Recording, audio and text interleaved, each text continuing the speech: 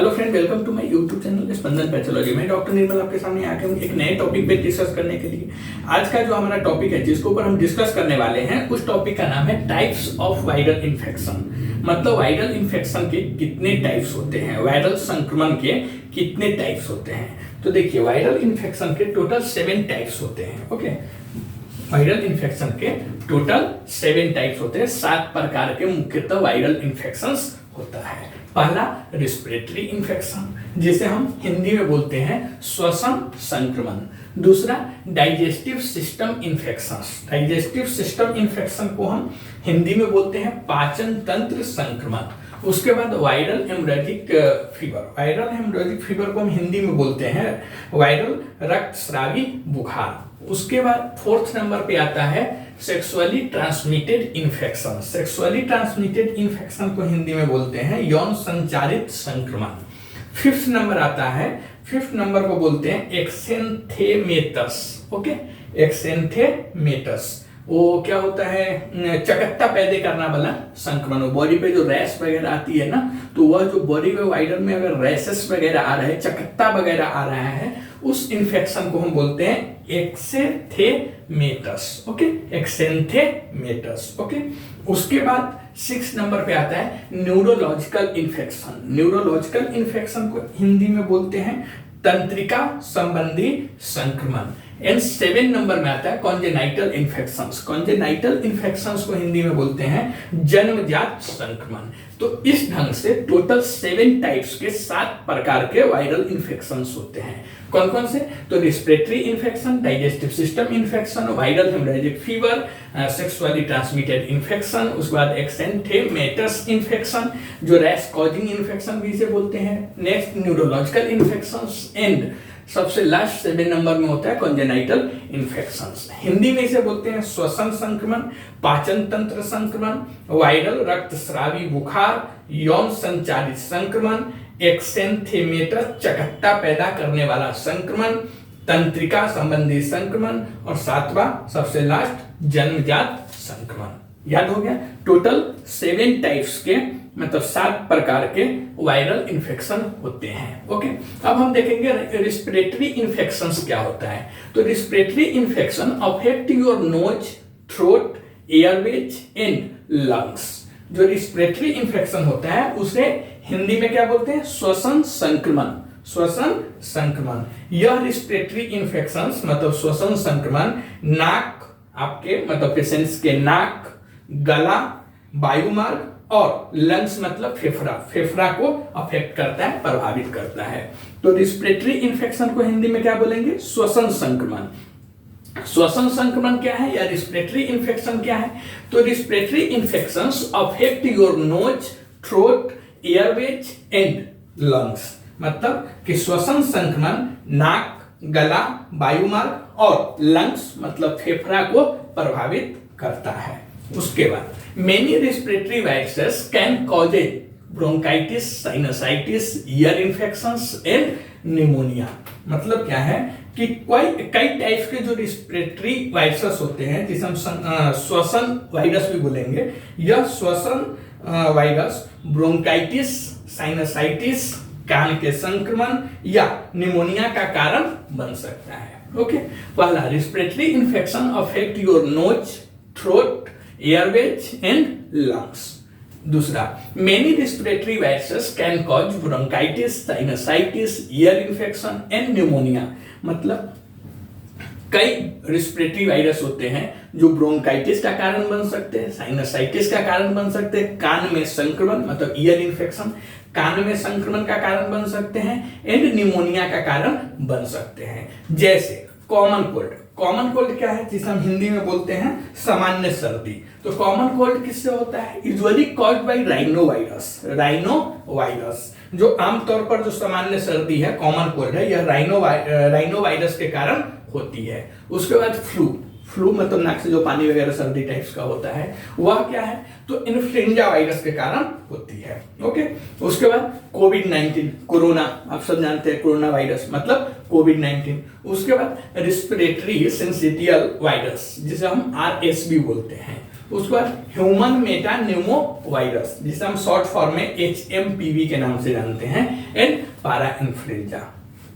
यह viral infection का कारण बनता है। ओके, तो रिस्पिरेटरी इन्फेक्शंस का क्या, जो रिस्पिरेटरी इन्फेक्शन नाक, गला, वायुमार्ग या फिर फेफड़ा को प्रभावित करता है, उसमें कौन कौन से वायरस हो सकते हैं? तो उसमें राइनो वायरस, इन्फ्लुएंजा वायरस, कोविड-19, respiratory syncytial virus, human metapneumo virus and para influenza virus इसके लिए रहते हैं, जो ये वायरस के कारण आपको रिस्पिरेटरी इन्फेक्शन हो सकते हैं। रिस्पिरेटरी इन्फेक्शन में आपकी नाक, आपकी गला, आपके एयरवेज और आपके फेफड़ा प्रभावित हो सकते हैं। बहुत सारे टाइप्स के रिस्पिरेटरी वायरस है, जिसके वजह से आपको ब्रोंकाइटिस हो सकता है, साइनसाइटिस हो सकता है, कान में संक्रमण हो सकता है और निमोनिया भी हो सकता है। और इसके होने का जो कारण है वह राइनो वायरस हो सकते हैं, इन्फ्लुएंजा हो सकते हैं, कोविड-19 हो सकता है, रिस्पिरेटरी सिंसिटियल वायरस हो सकता है, ह्यूमन मेटान्यूमो वायरस हो सकता है और पारा इन्फ्लुएंजा वायरस हो सकता है। ओके, अब हम देखेंगे viral infections in digestive system, मतलब पाचन तंत्र में कौन से वायरल इन्फेक्शंस होते हैं। पाचन तंत्र में वायरल इन्फेक्शन क्या है? तो देखिए, viral infection in digestive system can affect stomach and intestines, intestine को gastro intestinal tract, GI tract short form में बोल सकते हैं, एंड लीवर, मतलब कि पाचन तंत्र में वायरल इन्फेक्शन जो होता है, या पाचन तंत्र में वायरल इन्फेक्शन आपके पेट मतलब स्टमक, उसके बाद आपकी आंतों मतलब intestines, GI tract, gastro intestinal tract जिसे बोलते हैं, या आपके लीवर को अफेक्ट कर सकता है, प्रभावित कर सकता है। Okay, viral infections in digestive system can affect stomach, intestines, GI tract and liver, मतलब कि पाचन तंत्र में, डाइजेस्टिव सिस्टम में वायरल इन्फेक्शन आपके पेट, आपकी आंत, GI ट्रैक्ट या आपके लीवर में प्रभावित हो सकता है, लीवर को प्रभावित कर सकता है। एग्जांपल्स में norovirus, rotavirus and astrovirus can cause gastroenteritis, sometimes called stomach flu. मतलब क्या है कि जैसे नोरावायरस, उसके बाद रोटावायरस और एस्ट्रोवायरस गैस्ट्रोइंटेराइटिस का कारण बनता है। गैस्ट्रोइंटेराइटिस एक GI ट्रैक्ट की डिजीज है। यह डिजीज नोरोवायरस, रोटावायरस और एस्ट्रोवायरस के कारण होता है, जिसे हम कभी कभी पेट की फ्लू भी बोलते हैं। जैसे नोज फ्लू होता है, नाक की फ्लू होती है, वैसे हम गैस्ट्रोइंटेराइटिस को कभी कभी पेट के फ्लू भी कहते हैं। Hepatitis virus causes liver disease. These infection often last a long time, that is called as chronic. Okay?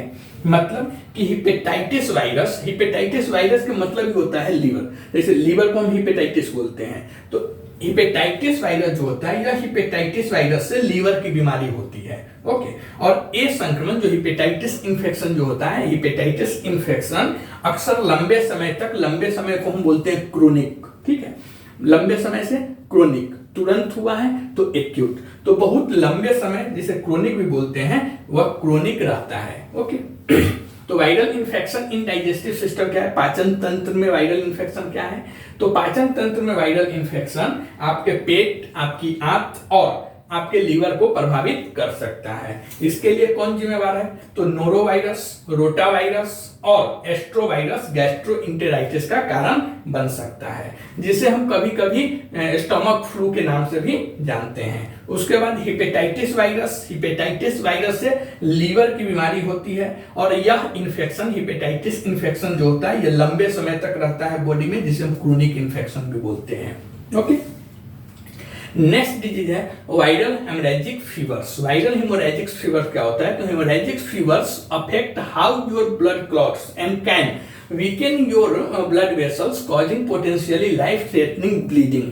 मतलब क्या है कि वायरल रक्तस्रावी बुखार व हेमोरेजिक फीवर क्या होता है? तो हेमोरेजिक फीवर ब्लड के क्लॉट, मतलब ब्लड के जो थक्के बनने के तरीके को प्रभावित कर सकता है, मतलब आपके जो ब्लड क्लॉटिंग का जो प्रोसीजर उसको वो अफेक्ट करता है। तो वायरल हेमोरेजिक फीवर ब्लड के थक्के बनने के तरीके को प्रभावित कर सकता है और आपकी बॉडी की ब्लड वेसल्स को भी कमजोर कर सकता है, जिससे संभावित रूप से ऐसा संभावना भी हो सकता है कि आपकी जानलेवा ब्लीडिंग हो सकती है, आपकी बॉडी में जानलेवा ब्लीडिंग भी हो सकता है इस फीवर में। ओके, एग्जांपल्स क्या है? तो Ebola virus, hanta virus, pulmonary syndrome, severe dengue और येलो फीवर। यह जो वायरल हेमरेजिक फीवर किससे होता है? तो इसके लिए 3-4 टाइप्स के वायरस जिम्मेवार है। कौन कौन से? तो Ebola virus, hanta virus, pulmonary syndrome, dengue virus और येलो फीवर। यह जो 4 टाइप्स के फीवर वायरस हैं जो इसके लिए जिम्मेवार है, जो वायरल हेमरेजिक फीवर आपकी बॉडी में देता है।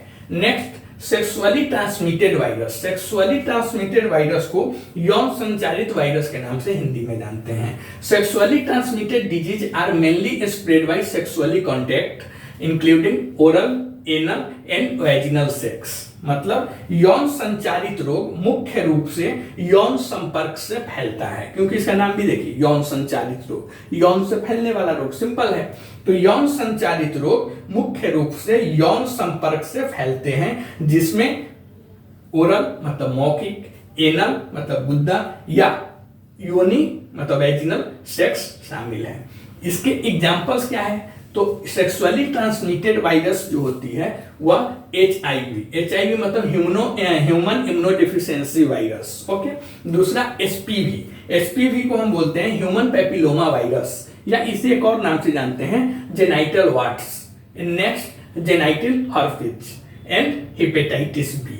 यह 4-5 टाइप्स के वायरस हैं जो सेक्सुअली ट्रांसमिटेड डिजीज या सेक्सुअली ट्रांसमिटेड इन्फेक्शंस या सेक्सुअली ट्रांसमिटेड वायरस भी से हम बोल सकते हैं। तो टोटल कितने टाइप्स के वायरस हैं, वायरल इन्फेक्शन है? 7 टाइप्स के।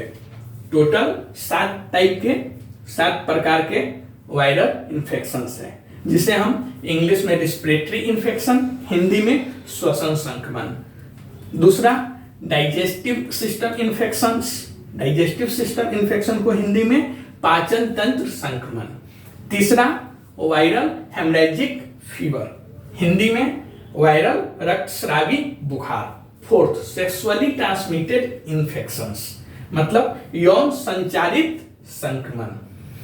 फिफ्थ, एक्सेंथेमेटस, याद रखिएगा एक्सेंथेमेटस। एक्सेंथेमेटस को याद करते वक्त कीजिएगा कि बॉडी पे जो चकत्ता होता है, लाल लाल चकत्ते वगैरह होता है, वह इन्फेक्शंस को एक्सेंथेमेटस इन्फेक्शंस या रैश कॉजिंग इन्फेक्शंस भी बोलते हैं। 6 नंबर में neurological infections. Neurological infections Hindi में तंत्रिका संबंधी संक्रमण। And last and 7, congenital infections, Hindi में जन्मजात संक्रमण। अब हम बात करेंगे श्वसन संक्रमण क्या है, रेस्पिरेटरी इन्फेक्शंस क्या है। तो रेस्पिरेटरी इन्फेक्शंस आपकी नाक, आपके गला, वायुमार्ग और आपके लंग्स को प्रभावित करता है। उसके कई टाइप्स के रेस्पिरेटरी वायरस, ब्रोंकाइटिस, साइनसाइटिस, और ब्रोंकाइटिस मतलब ब्रोंकियल इन्फेक्शंस, साइनसाइटिस मतलब साइनस का इन्फेक्शन, उसके बाद ईयर इन्फेक्शन मतलब कान का संक्रमण या निमोनिया का कारण बन सकता है। रेस्पिरेटरी इन्फेक्शंस या रेस्पिरेटरी डिजीज होने के लिए कौन कौन से वायरस जिम्मेवार है? तो देखिए, पहला कॉमन कोल्ड। कॉमन कोल्ड किससे होता है? सामान्य सर्दी जिसे बोलते हैं, यह राइनो वायरस के कारण होता है। उसके बाद फ्लू के लिए इन्फ्लुएंजा वायरस, कोरोना मतलब कोविड-19 वायरस। उसके बाद respiratory syncytial virus RSV and human metapneumo virus HMPV short form and para influenza.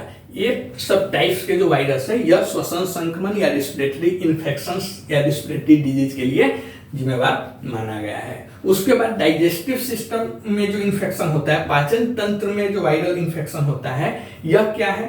तो पाचन तंत्र में वायरल इन्फेक्शन आपके पेट और GI ट्रैक्ट मतलब इंटेस्टाइन्स या आपके लीवर को प्रभावित कर सकता है। इसके लिए जो जिम्मेवार वायरस है वह नोरोवायरस, रोटावायरस एंड एस्ट्रोवायरस आपको गैस्ट्रोइंटेराइटिस का कारण बन सकता है, जिसे हम कभी कभी स्टमक फ्लू भी कहते हैं। उसके बाद हेपेटाइटिस वायरस, जो हेपेटाइटिस वायरस होता है उससे लीवर की बीमारी होती है, लीवर की इन्फेक्शंस होती है, और यह इन्फेक्शन काफी लंबे समय तक रहता है, जिसे हम क्रोनिक इन्फेक्शंस भी बोल सकते हैं। उसके बाद viral haemorrhagic fever. Viral haemorrhagic fever क्या है? तो हिंदी में इसे हम बोलते हैं वायरल रक्तस्रावी बुखार। या रक्तस्रावी बुखार जो होता है, इसमें ब्लड के क्लॉट बनने के तरीके को यह प्रभावित करता है। मतलब जो ब्लड के मतलब आपके रक्त के जो थक्का बनता है उसको यह प्रभावित करता है और आपकी बॉडी की जो ब्लड वेसल्स है उसको भी यह कमजोर कर सकता है, जिससे संभावित रूप से पेशेंट्स की जान जाने की या जानलेवा ब्लीडिंग भी हो सकती है, जिससे जान जाने की खतरा हो सकता है। और इसके लिए जो जिम्मेवार वायरस है वह इबोला वायरस है, हंटा वायरस पल्मोनरी सिंड्रोम है, डेंगू वायरस है एंड येलो फीवर वायरस है। उसके बाद sexually transmitted virus. Sexually transmitted virus मतलब यौन संचालित वायरस कौन है? तो देखिए, यौन संचालित रोग या यौन सेक्सुअली ट्रांसमिटेड डिजीज या सेक्सुअली ट्रांसमिटेड इन्फेक्शंस जो होती है यह मुख्य रूप से यौन संपर्क से फैलते हैं। Okay, spread by sexual contact, यह याद रखिएगा। मतलब यौन संपर्क से फैलने वाली बीमारी, जिसमें मौखिक मतलब ओरल, एनल सेक्स या वेजिनल सेक्स शामिल हो सकता है। और यह जो सेक्सुअली ट्रांसमिटेड वायरस होता है यह HIV हो सकता है, मतलब ह्यूमन इम्यूनोडिफिशियंसी वायरस हो सकता है, या SPV हो सकता है, ह्यूमन पैपिलोमा वायरस, जिसे हम जेनाइटल वार्ट्स के नाम से भी जानते हैं। उसके बाद जेनाइटल हर्पिस हो सकता है और हेपेटाइटिस B इन्फेक्शंस भी हो सकता है, सेक्सुअली ट्रांसमिटेड इन्फेक्शंस का कारण बन सकता है ये सब वायरस। ओके, आप कमेंट करके बताइए यह वीडियो आपको कैसा लगा। अगर यह वीडियो आपको अच्छा लगता है तो प्लीज इस चैनल को सब्सक्राइब, लाइक, शेयर कीजिए। मिलते हैं ऐसे ही एक नए टॉपिक पे डिस्कस करते हुए, तब तक के लिए थैंक यू।